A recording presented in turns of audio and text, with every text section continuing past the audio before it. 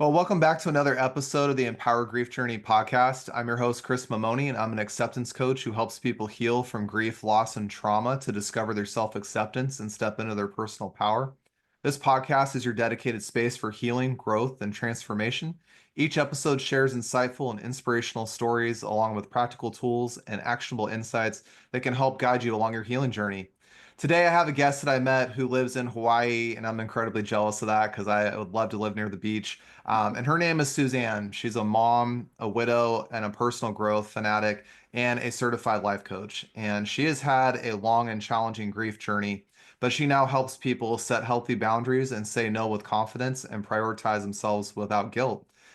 Suzanne and I talked a little bit about in our pre-interview that she went through the loss of her husband in a very unique way, and it put her on a very hard grief path that she has navigated and managed to heal herself, and not only heal herself, but be able to help other people. So without further ado, I want to introduce Suzanne. Welcome to the podcast. Aloha. Thanks for having me. Yeah, I was really excited when you and I met because we shared a lot of commonality, being personal growth junkies. That's right. I'm Yeah. always learning. I'm always willing to accept that there's, always places to grow, and I'm never going to be like at the end goal. That's something I try to tell people about the coaching world is that there is no end destination. Like I'm gonna reach something and it's all done. I'm all fixed. I'm all healed. I'm all better. I've got everything figured out. It just doesn't exist. And so I do tell people that it's really about the journey. And I think that's what life really puts us on this path. And I think that's the purpose of why we're all on this planet, by the way, is to learn and grow and evolve and change and morph into who we're really supposed to be in this journey. Absolutely. And I talk to clients sometimes who've done a lot of hard work, and something will come up, a life circumstance or a hard day or something like that. And they will have big emotions. They'll cry, they'll be upset, they'll do whatever, and they'll think, oh no, all my healing is now erased, And it's like we have to remember that being healed or doing hard work on yourself doesn't mean that you're never going to have feelings anymore. It just is a matter of how you're going to show up for yourself when you do have hard feelings. And so, yeah, having feelings is not a problem.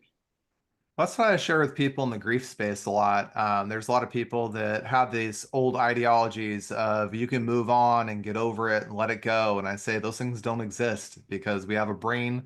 We're human. We all have emotions, regardless of how well you hide them or how well you show them. Yeah. We're humans, and at that basic level of things, we have to understand that on this grief journey, there's going to be days that we feel fine, we feel normal, we feel healed. And there's days we fall apart, and that can be, 1 year, 5 years, 20 years after something happens that we experience a grief or loss. And to your point, it doesn't mean that we've lost all of our healing and we're somehow set back and, oh, we've screwed up. It doesn't mean any of those things. It just means we're human and we experience this process the way it's meant to unfold. I totally agree. And I think that for some people, and myself included at times, feel like if you fall apart, then that's now your current state of being. Like now you're apart. And now you have to start all over again, putting yourself back together. But falling apart can feel scary. It can feel out of control. I've definitely been there. But I've done a lot of really, really hard work. And now I can recognize that, like, these are just feelings. I'm just having feelings, and that's okay. But most people aren't taught anything about emotions or feelings. Most of us are taught not to have them and to hide them and to shut them up. um, and so it can feel like a problem. And my life coach that I worked with always reminded us and me um, that feelings are not a problem to be solved, but it can feel that way. Mm. That's a powerful statement. I like what you said about that. They're not a problem to be solved because I Well, do. usually when you have, like, when I feel frustrated or when I feel sad, God forbid, sad, that's like the hardest one. Your initial thought is, oh God, oh God, how do I make this go away? Like, how do I create a diversion? How do I hide this? How do I avoid this? When really it's just a sensation in your body, like nothing has gone wrong. You're just having a human emotion, but because of how we're socialized, and that can be from childhood or partners or whoever, it's like make it go away. It's uncomfortable. Because we're taught as a society and we're taught as people to either ignore and push things off, brush them under the carpet, or fix it and get rid of it and Yeah, get that problem gone. And right. unfortunately, that does work for some things in life, not everything. And grief is one of those spaces that fix it ideology mindset or push it under the carpet is actually two of the worst ways you can deal with it. Absolutely. Um, you've got to, I've always said there's no moving on from grief, but there's moving forward with it. And that means moving through the grief and just allowing yourself, like you said, to feel it. The world is still there and the world will always be what it is. You're just experiencing an emotion. And I love that you also said, by the way, I feel sad. I feel frustrated. I love that you didn't say, I am this, I am that.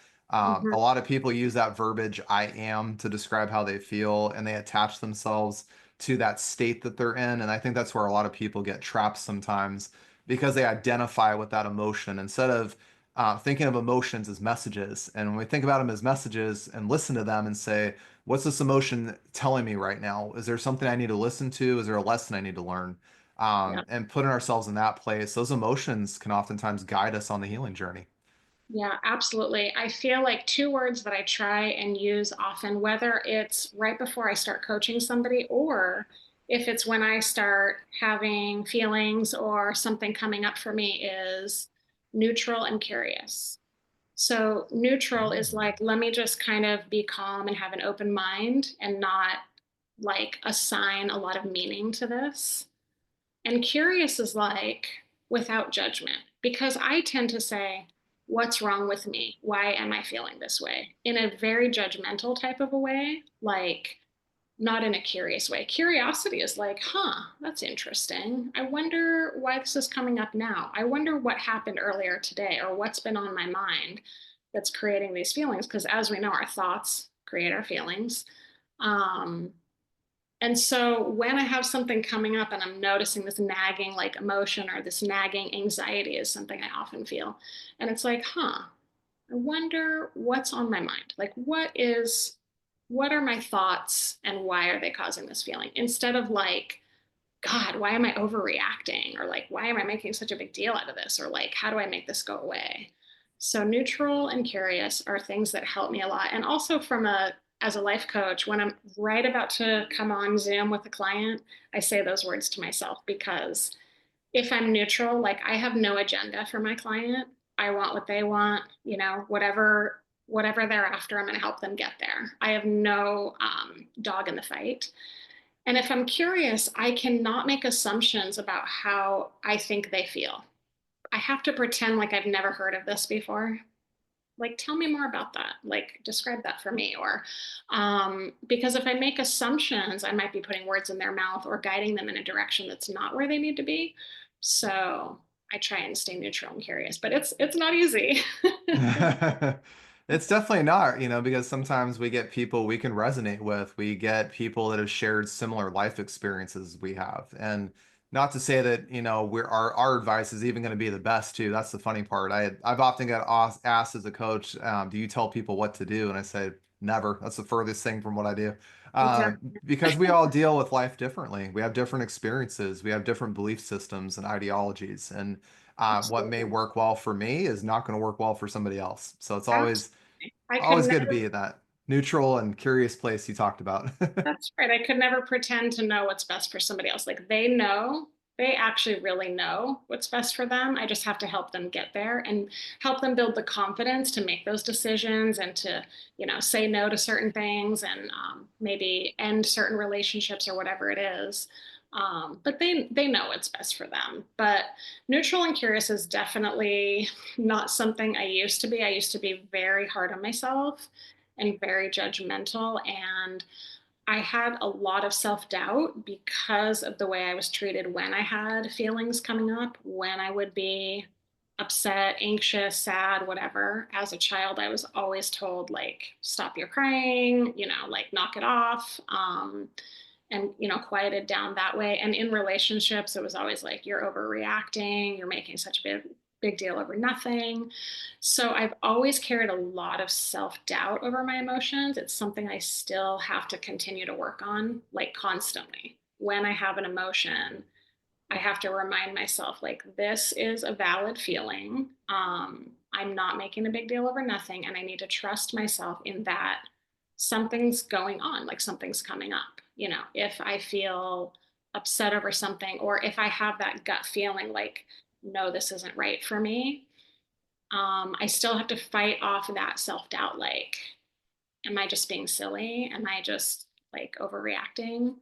Um, but that's something I've definitely had to work on that comes from past experiences like we all have. And how's that been working through those judgments? I call it self judgments, what I call it, because I too was in that place when I grew up where everybody said, you're overly sensitive to this, you're reading into this, this is your psycho language. Mhm. I've heard a lot of those really harsh phrases thrown around, just like you did growing up. And I was curious, how did you change your self talk? Because something I've gotten into recently is learning how to talk to yourself. And a lot of people think that's crazy for whatever reason. And I don't think it is. I think that being able to talk to yourself in a loving, caring way to say, like when I have clients who have really hard emotions, and when they share those with me, I always tell them, you want to make your emotions feel seen and heard and understood. And, so Mhm. I wanted to ask you, what are some ways that you talk to yourself and give you that validation you're looking for to make those emotions feel seen and heard? Yeah, I love this question because this has actually been a huge turning point for me. So, after I lost my husband, I was in therapy for a bit, but then I discovered a life coaching program that was for widowed moms. And I did the program, and I thought, that was going to help me with the grieving process, which it did, but it was so much more than that. And we're doing a lot of personal work on ourselves, and one thing that really stood out to me right away was my self-talk. I actually was not aware of how terrible I was to myself. I really didn't even realize it until I started doing these exercises and doing these journal entries and these workbooks. I started noticing that I was, calling myself an idiot over every little tiny mistake, just really having unrealistically high expectations for myself, being very frustrated with myself when I wasn't absolutely perfect. It was that perfectionism. A lot of it has to do with anxiety, but once I really noticed that and heard the way that I was speaking to myself, I felt really sad. Um, I just felt really sad for myself because at the same time, I was also getting coached and starting to open up and tell kind of my stories of past experiences. And I thought, wow, I've been through a lot of shit. No wonder I have some of these feelings coming up. No wonder this is how I feel.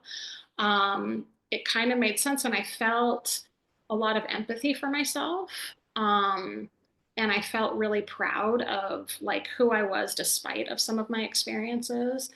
And I really decided that that was something I wanted to focus on. I thought, if I'm going to do this work, the first thing I need to do is work on how I treat myself and what that voice sounds like. And the way that I practice it, it makes me laugh still, was I would be driving in my car by myself and I would talk to myself out loud as a practice, and I felt ridiculous. Like I could barely do it with a straight face at first because I would say things that I wasn't used to hearing or saying to myself. I would say, wow, I am so proud of you. Today was really hard, but you're doing such a great job. Because, I had just become a widow. I'm raising my son by myself. Life was still continuing on. And, I was dealing with a lot of heavy, complicated emotion.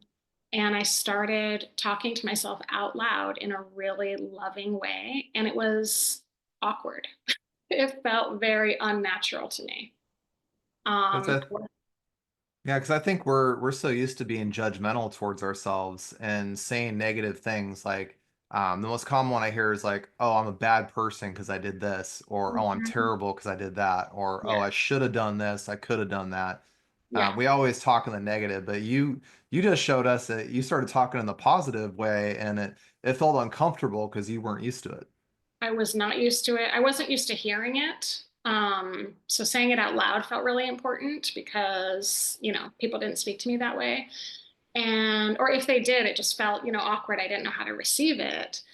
And I would even kind of be kind to myself physically. Like I would sort of rub my arms or kind of give myself a hug. And the whole thing felt silly. But I thought, hey, if I'm going to do this, I'm going to really go for it. I'm really going to, not mess around. And it took a lot of practice.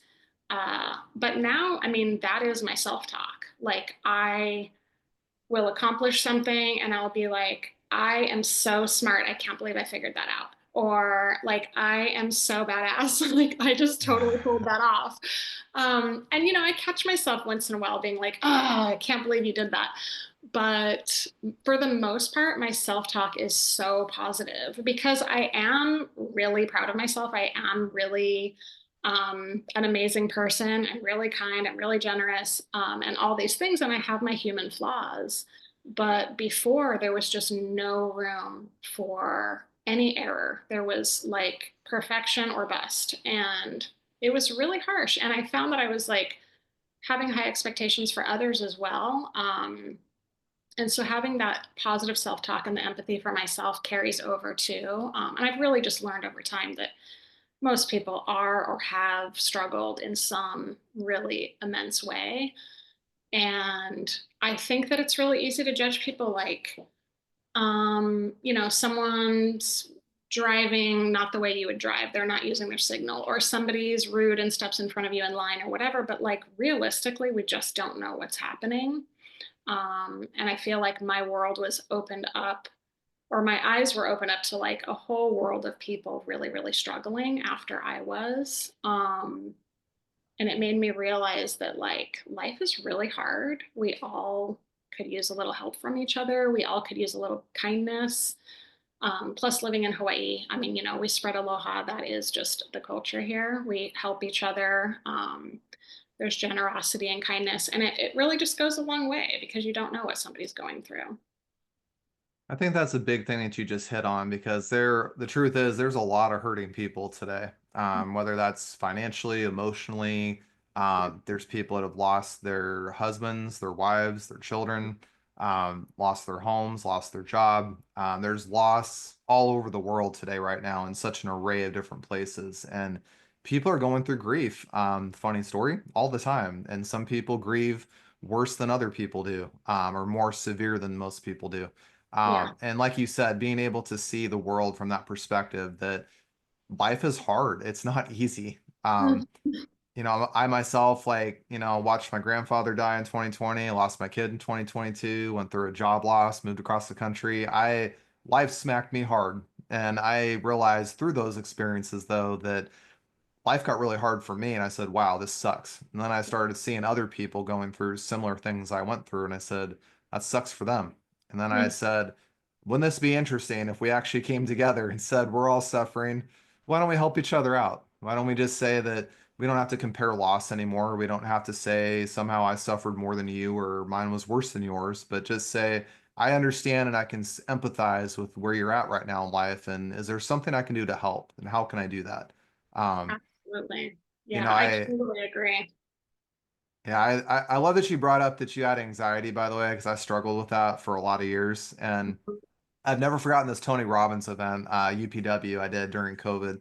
And it was on a Zoom, which was pretty funny, but he grabbed a camera guy that was actually filming the thing, middle of the course, and he said, if you guys want to learn how to deal with anxiety, I'm going to show you how to do this. And I was going, okay, you have some magic pill or whatever. And funny story, he grabs his camera guy, and the camera guy is super awkward, super stiff. It's like, doesn't know what's going on because Tony just put him on the spot.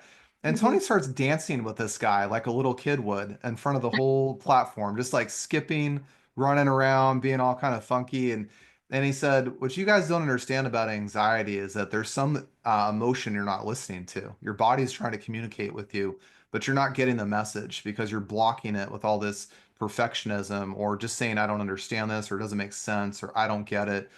You're saying all these negative things around you. And he said, but dance with your anxiety, dance with it like it's a little kid. And I'm laughing the whole time watching this, but it made sense with what he said. And he said, while you're playing with your anxiety when it comes up, ask it what it wants. Treat it like it's a little kid pulling on your shirt. Ask your anxiety, what's it trying to tell you? Is there something I need to learn right now or something I need to hear?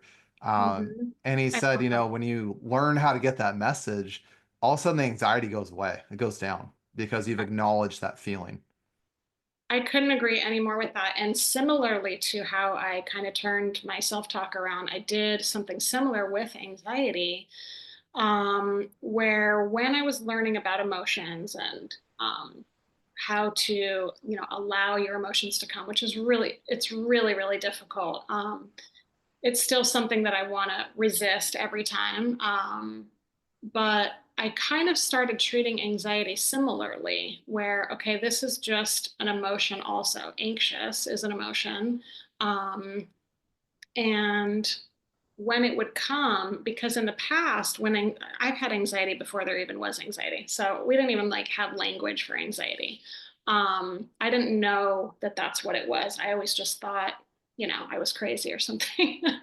But when I started allowing it, it was so much better because in the past, what I would always do is I would sort of give anxiety the power and I would fear it and I would resist it and I would fight it. And when I would feel anxious, of course, I'm like always in the most inconvenient situation, right? You're in public somewhere or you're around other people, and I'm keeping this deep, dark secret that I'm feeling super anxious right now. So I'm not only feeling it, but I'm trying to hide it, which makes it even harder. And inside my head, I would be like screaming at myself, like a terrible human, like just a mean bad girl. Like, are you kidding me? Are you really going to do this right now? Like, get your shit together. And I would just be like screaming at myself in my head, which shockingly did not calm me down. It would just make everything worse. So when I started with the positive self talk towards anxiety, and I would say to myself, oh, because I would feel it coming on and I would think, oh, okay, yeah, that makes sense. Of course you feel anxious right now. This is one of those scenarios that makes you feel really uncomfortable. That makes perfect sense. I know. I understand. I've got you. All the things you would almost like want to hear from somebody else when you're feeling that way. Um, because whenever I feel really panicky and anxious, what I feel like would help me is if someone were there alongside me, like rubbing my back, calming me down, saying, it's going to be okay. But there's this quote from Jay Shetty, and I probably am not getting it word for word correctly, but I use it in my coaching practice on a daily basis is what you seek from others, you must first provide for yourself. And I always come back to that because if you're looking for comfort from someone else, that is dependent on another person being present, knowing that that's what you need, doing the right thing to calm you down. If you can give that to yourself, you can access that anytime. You don't need to rely on anybody else. So when I started saying it's okay to my anxiety, it's okay for you to be here right now. It's okay. I totally understand. I'm going to feel anxious and I'm going to do this anyway. I'm going to survive this. I'm going to get through it. It really lowered the roof on anxiety. It took the power away from it, and it helped my brain understand that the anxiety monster, like it's not this outside force that's going to come and get me. Anxiety is an emotion that I feel sometimes.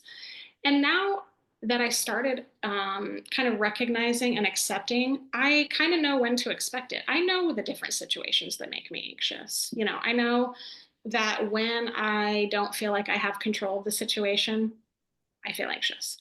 So when I start to feel that way, I just say, okay, what's being taken away from me right now? Like, why do I feel out of control? And then I go, okay, that makes total sense. Of course, that's your least favorite thing. You hate that. So naturally, you would feel anxiety right now. And it That's just, really yeah, it just takes kind of the power away from it. I'm not saying I never feel anxious, I still do, but I don't feel this panic, overwhelmed, like I'm not going to survive this kind of feeling like I used to. I just am like, oh, there's anxiety because the control thing, I get it. Like that totally makes sense.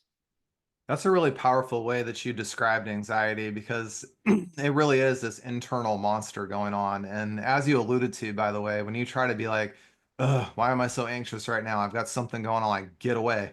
Mhm. you try to suppress it, it just pushes harder and it gets worse. Yeah. And so you have to find ways to take the power away from it. And I love that, acknowledging your anxiety by shining a spotlight on it and, really getting to the core of what's causing me to feel anxiety. I love that you described, situations that happen where it's going to be present, and just being aware of that too can really calm it down. Um, Mhm. whenever I get anxiety, I ask myself, did I hydrate well today? Because for me, anxiety is related to not eating well, not exercising enough. Even for you, by the way, like I love that you said you like to feel like you're in control of situations. I share that same thing with you. So when I'm in a situation that I feel totally out of control with, that's when it comes up. And I learn to recognize that and say, okay, I'm in an environment that I don't have much control. Is this going to be to my detriment? Am I going to be okay? Yeah. I try to talk myself through it. And if I find out that, by the way, that I don't have control and it's not a good place, I'm out. I just say, Exactly. I this is not know. for me. And that's okay. But I Like, think it's great information, right? It's good to know that about yourself because otherwise you keep putting yourself in these situations that are going to create anxiety and you're going to keep judging yourself and getting mad at yourself for feeling anxious, which is just going to compound the issue. But if you can take it exactly. as information, like you said before, like that's information, like I am uncomfortable with this situation. So, one thing that I started doing recently that sounds so silly and so simple is when I go to Costco or, running errands or something like that. Because I do get sensory overloaded kind of easily too. So if there's a lot of people or a lot of sounds or noise or crowds or things like that, I feel uncomfortable and I can't focus as well. So I started taking my AirPods to Costco and I put in Hawaiian music, which is what relaxes me. It's always what makes me feel the most at peace. It's just kind of calming for me. So that could be any different thing. It could be a podcast or whatever you want it to be. But I put in Hawaiian music in my ears and I just am in my own little world. I know what's on my list. I know what I need, but I don't get distracted and anxious by all of the sights and movement and sounds and things going on around me. But that's just something I know now. And I've really just started doing that very recently, and it's made a huge difference.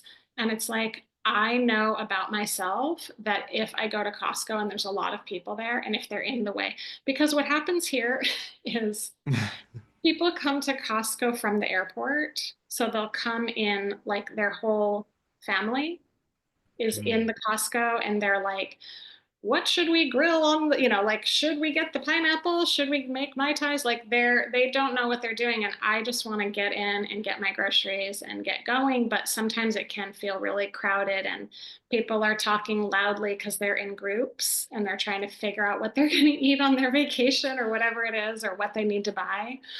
And it can get really overwhelming for me. In the past, I would have just judged that about myself. Like, what's the big deal? Just do it. Just, you know what I mean? Like, just suck it up. But now I can say, I know that that happens to me sometimes. So here's what I'm going to do about it. I'm going to care for myself by putting some relaxing music on and kind of tuning that out.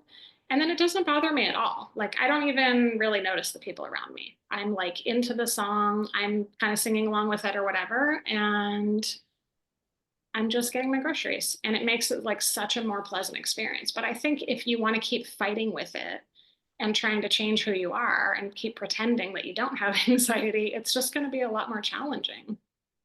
Well, I think it's hard, especially, you and I have gone through some big grief journeys together. It's a separate situation, but we've gone through really big grief journeys in Mhm. our own world. And I know when you shared the story about how you lost your husband and that whole situation that unfolded, you can share that if you want today or not. It's just up to you. But, as a griever, when you deal with something that traumatic and that big, it almost shifts your perspective in the world. And you see, like for me, for example, whenever I go out into public, I go out on days where there's not as many people out, or I go out on off hours because I get very anxious in stores when I see people running 5,000 miles an hour or pushing me Yeah. out of the way to get something. It causes real triggers in me. And Mhm. that's happened since I've gone through grief, that I just don't subscribe to what I like to call urgency culture. I don't Yeah. subscribe to it.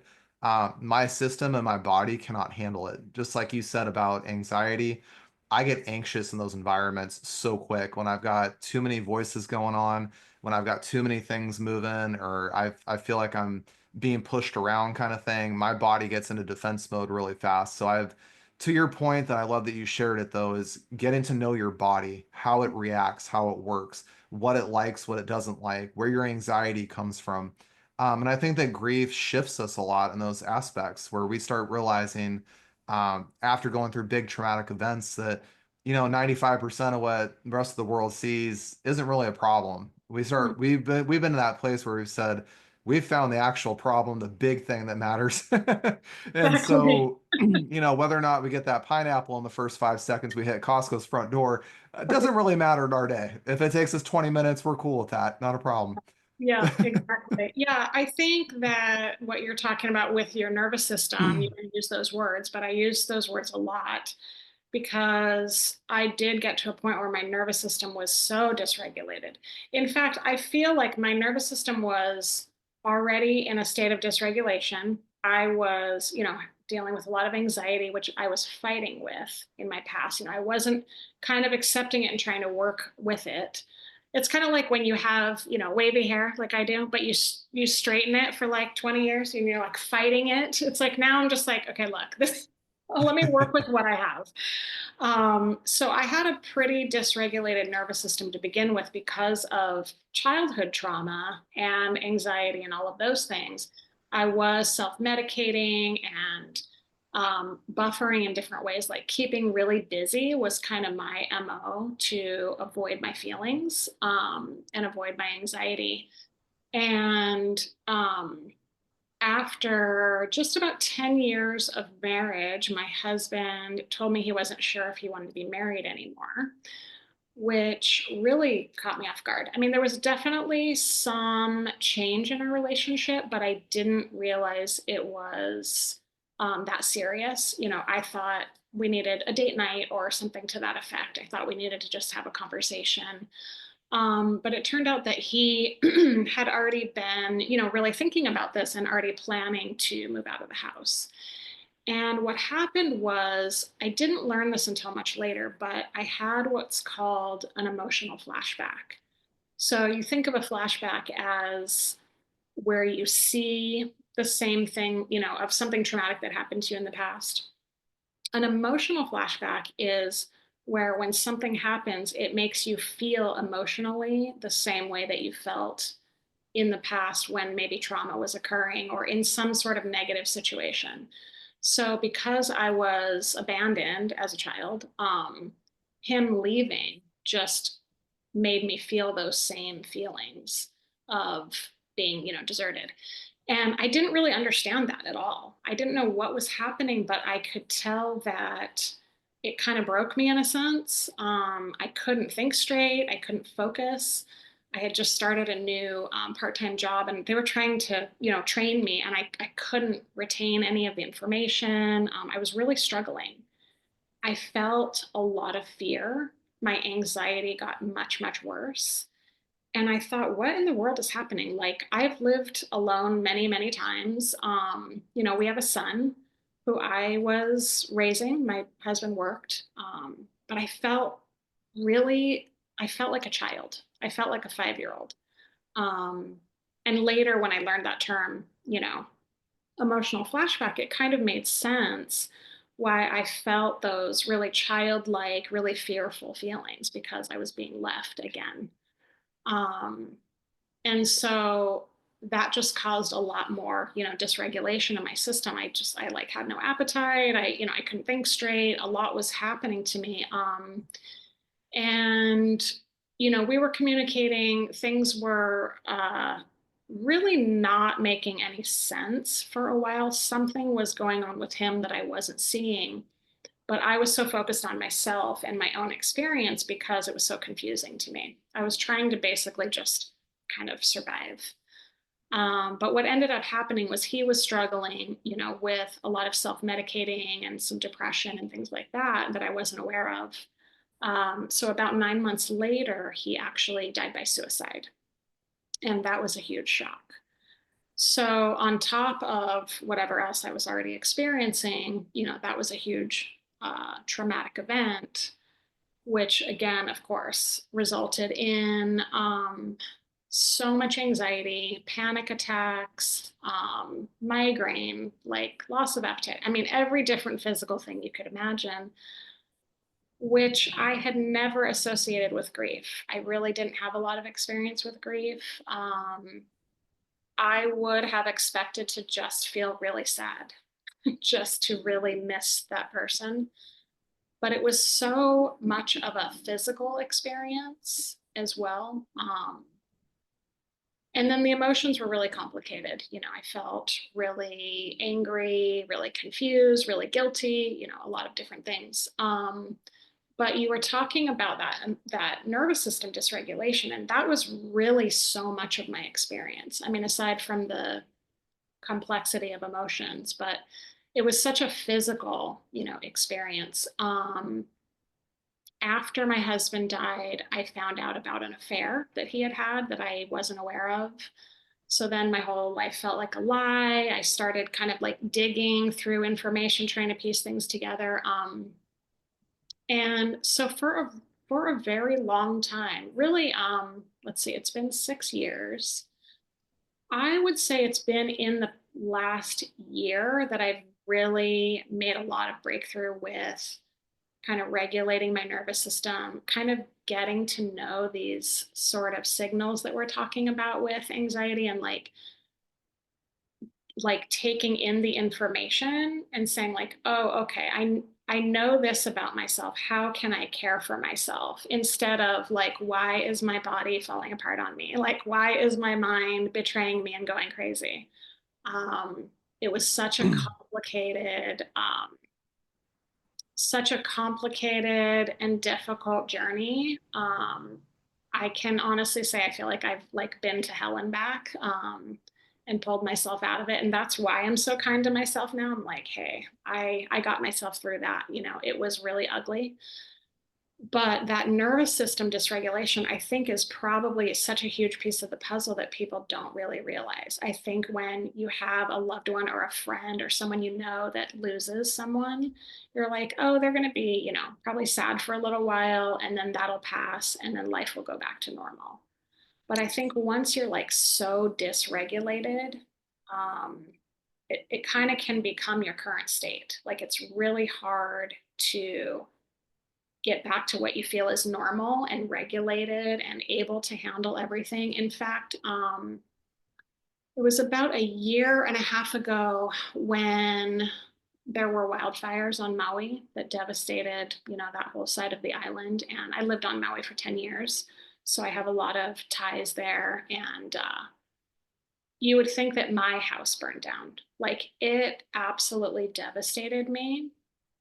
I think that you become so dysregulated and so sensitive to so many things that it's almost like you can't handle one more thing, you know? Yeah. Yeah. That's that's something that a lot of people, I was glad you talked about grief just now the way you did, because a lot of people associate grief with sadness, and that's it. Mhm. That's where they leave it. They say, That's right. okay, so I'm just gonna be sad for a little bit, but life will go on and you'll be okay.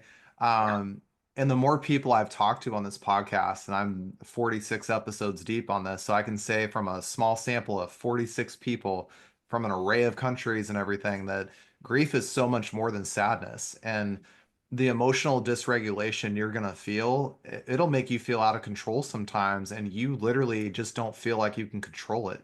You're gonna have days that you feel like life can go on and you're fine. The next day, literally the next day, or even a few hours after that morning, you feel completely out of whack. You feel like life is not worth going on with. You feel like everything just fell apart. I don't even know how to deal with this. One of the big things I've seen with people too is hypersensitivity and hyper awareness.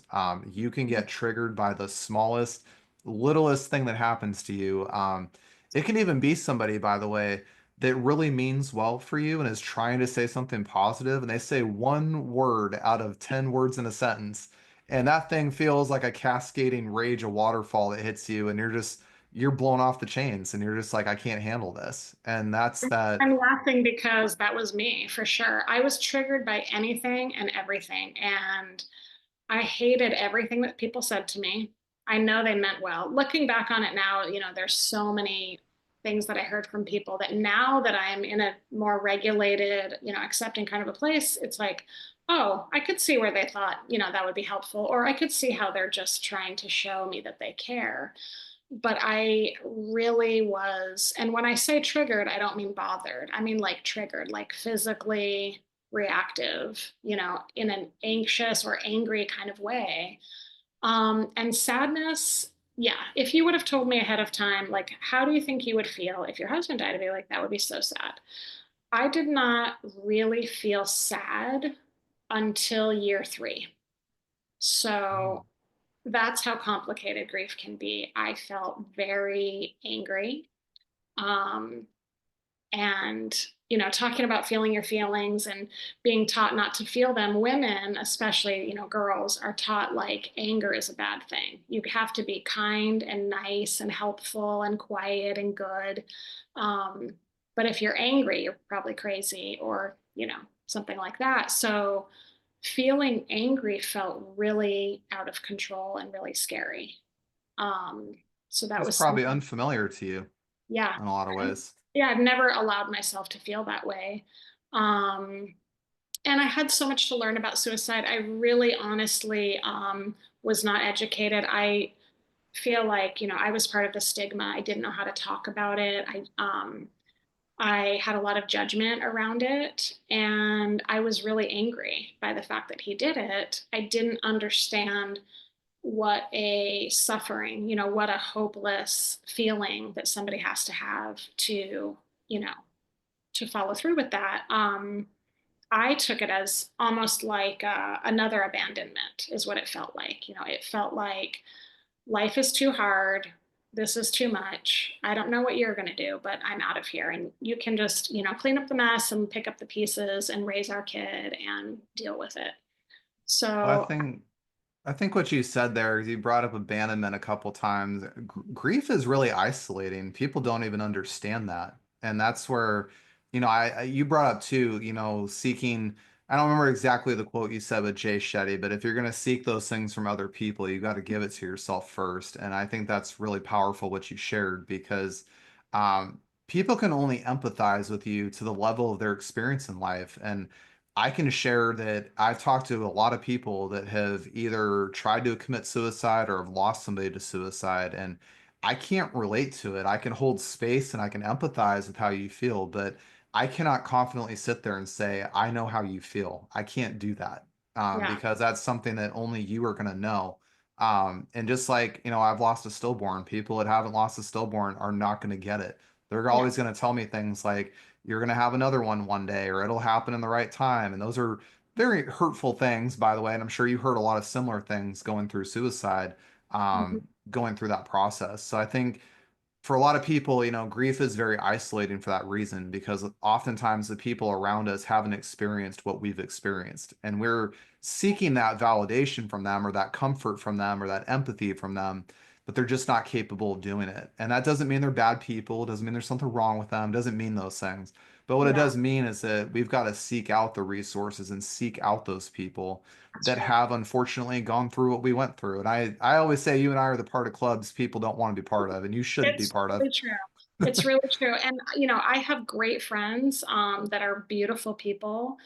You can imagine how my circles, have changed throughout losing my husband. People don't really know how to approach you, they don't know how to treat you, even when they mean well, and so your world gets really, really small. And so the people that I have, I'm super thankful to have. But the people that I relate to the most in a lot of situations are my widow friends, especially what I call like my soul sisters, which are people who've lost their husbands to suicide as well. It's such a unique loss, as yours are as well. And it's really complicated. Suicide is really, it brings up a lot of complicated feelings. But, just to give an example of like, how people, don't know unless they've been there. I had a really close friend, actually, my husband and I, when we worked together on Maui, we worked with another couple that was kind of that really wonderful, like it couple that everybody loved. And a few years ago, the husband of that couple died of cancer. And I thought to myself, here is my golden opportunity to finally be able to support, another widow, like in the way that I would have liked to be supported. Like I have all the answers now because, I'm a pro at this. And I picked up my phone to text her and I had not a clue what to say because Mm. my husband didn't die of cancer. We were separated at the time. They were happily married. It's just like, and is she ready for me? Like, does she want to identify as a widow yet? Like, that's kind of a dirty word that no woman really wants to accept right away. Um, and that right there gave me so much empathy for all of the people who either reached out to me or didn't reach out to me. Like it just gave me a different perspective of what it's like to try and support somebody in their loss. I have another very close friend who lost her mother. Um, I tried to be there for her and I am there for her, but it's really different from what you think it's going to be. And um, I think the best thing that people said to me was, I really have no idea what to say. Like, I really want to be there for you. I don't know how. And that was so honest and wonderful versus the people who were like, don't worry, you're still young. You're going to find somebody else right away. It's like, that is really not what I'm worried about, but thank you.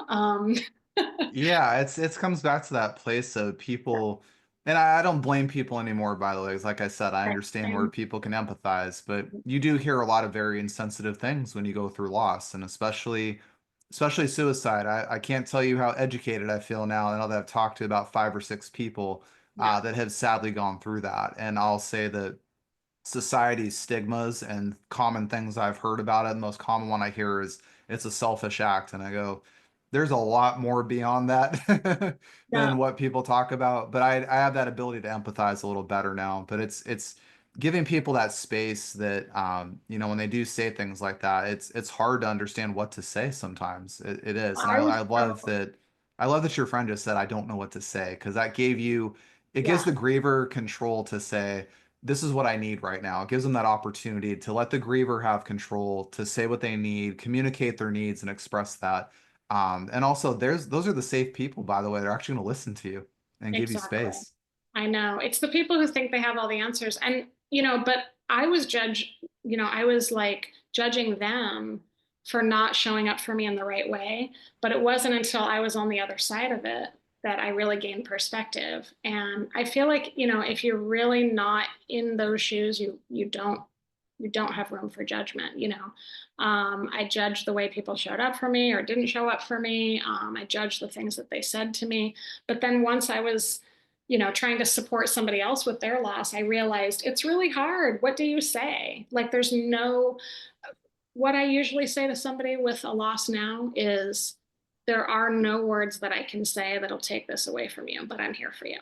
Like, there's no perfect thing. I can't undo this for you. I wish I could, but That's a that's a beautiful thing to say. Mine that I say to people when I hear they go through a loss is I usually ask them a question and I say, how best can I support you today?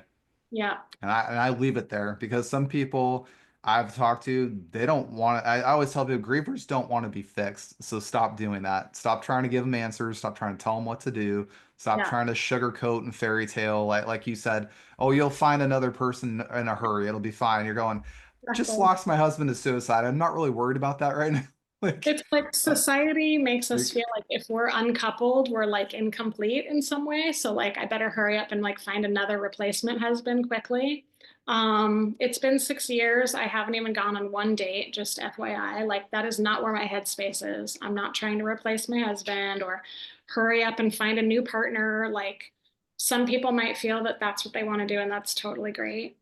But you were talking about like how to show up for people. I remember that like friends and neighbors showed up right away, immediately when it happened. They were all in my kitchen, putting groceries away and making food.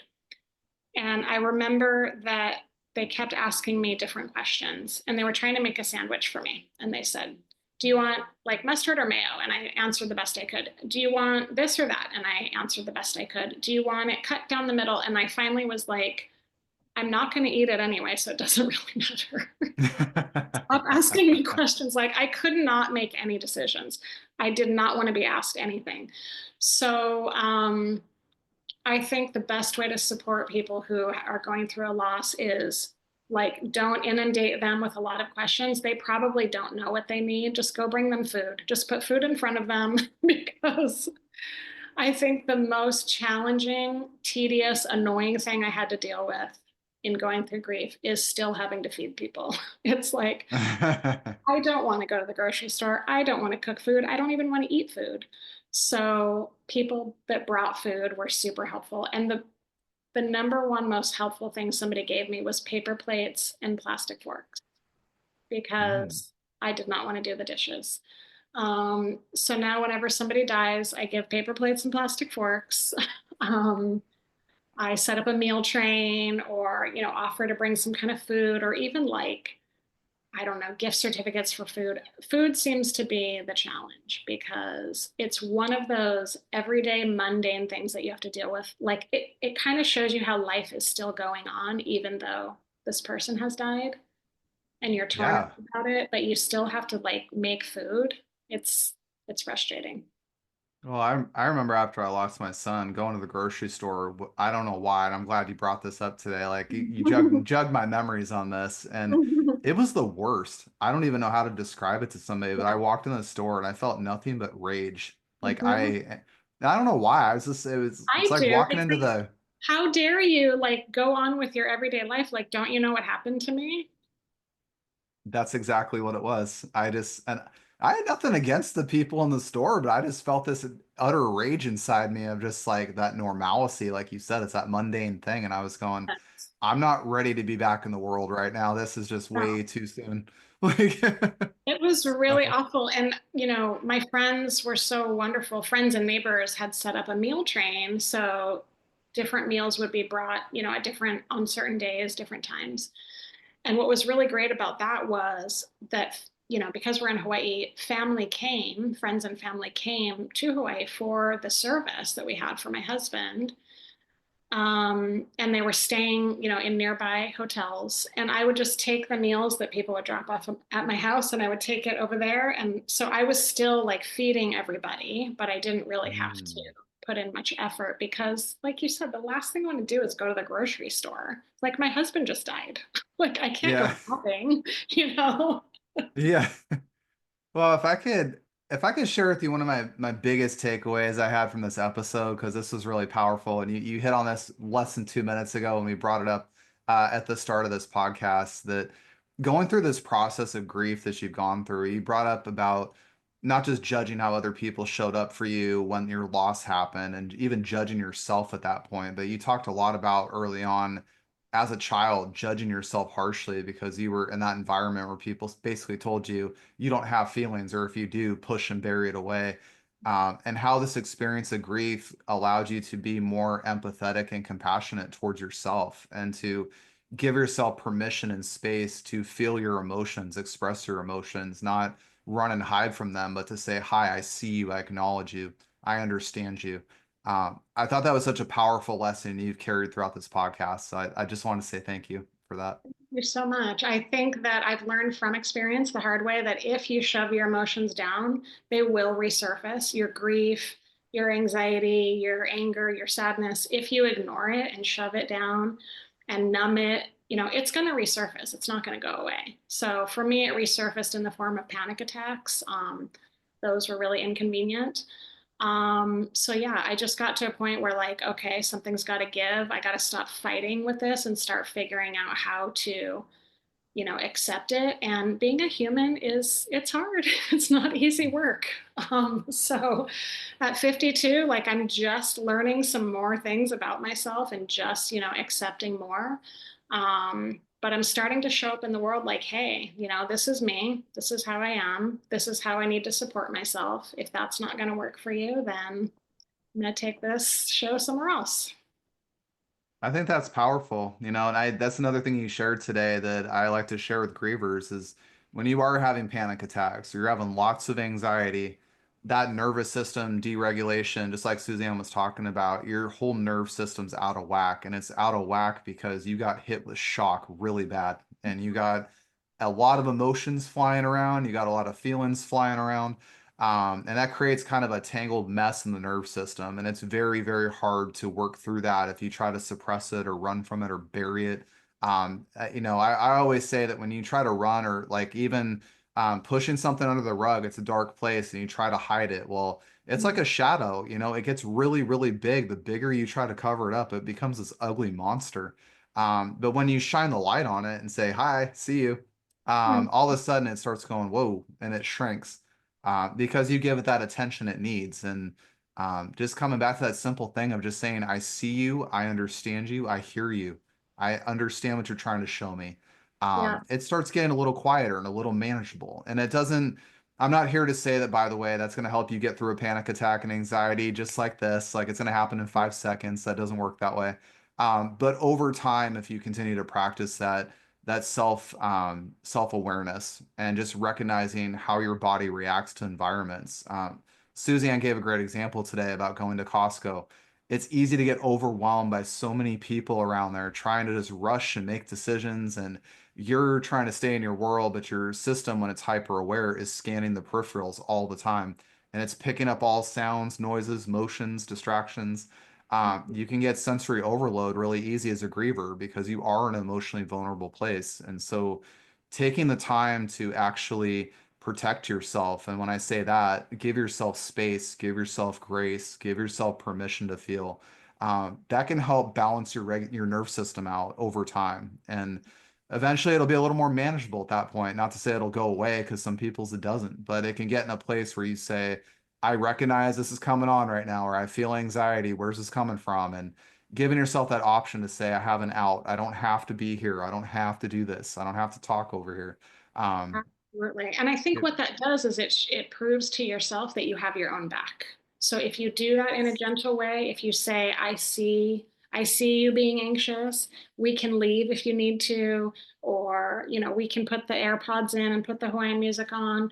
It kind of proves to your brain and your body that like you will take care of yourself and that you have your own back. And so it does, I mean, yes, it's not going to be an overnight fix, but if you keep practicing that, it'll get easier.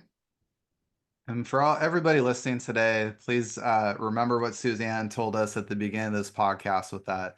Talking to yourself is uncomfortable, and you might laugh at yourself and say, God, I feel ridiculous right now, or I look crazy talking to myself. You are not. Please lead by her example that she shared about being in the car and telling herself, hey, I'm a badass today. Hey, I got through this today.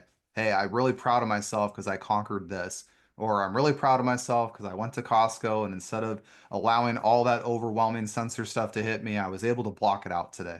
I'm really proud of myself for taking that small step I needed to today to get that win.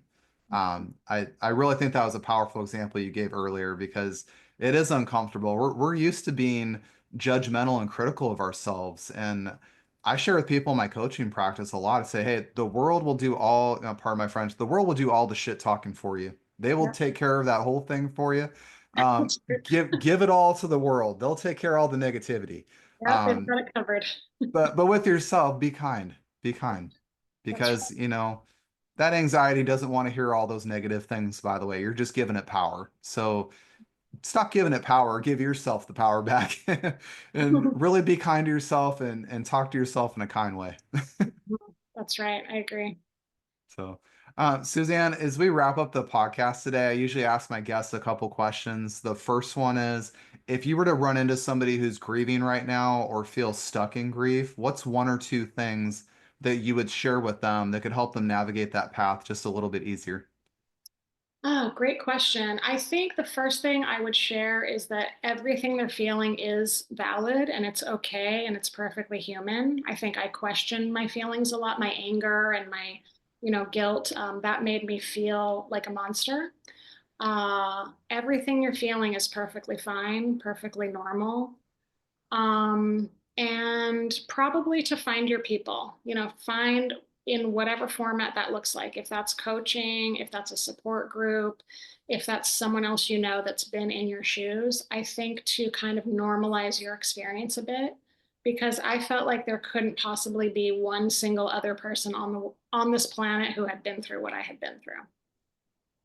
That's really powerful. I love that you said find your people because nobody told me that as I went through grief. And I cannot say that your advice is golden. When you go find those people, if you have lost somebody to suicide, go find people that have sadly been part of that club. Go find those people because they will empathize with you, they will understand you, and they can support you through that. If you've gone through something like me, a stillbirth, go find the lost parent community. There's lots of us out there, sadly, that have been there, and those people can rationalize and understand and empathize with you. That's great advice, Suzanne. Yeah, thank you. I also want to share with our listeners today, if they want to connect with you after listening to this podcast, where can they find you? Yeah, sure. My website is coachingwithsuzanne.me. So coaching with SUZANNE.me. I love that. Well, I will be having those links in the podcast notes here. So for anybody listening to the podcast today, just look in the notes and you'll be able to find a link to go connect with Suzanne.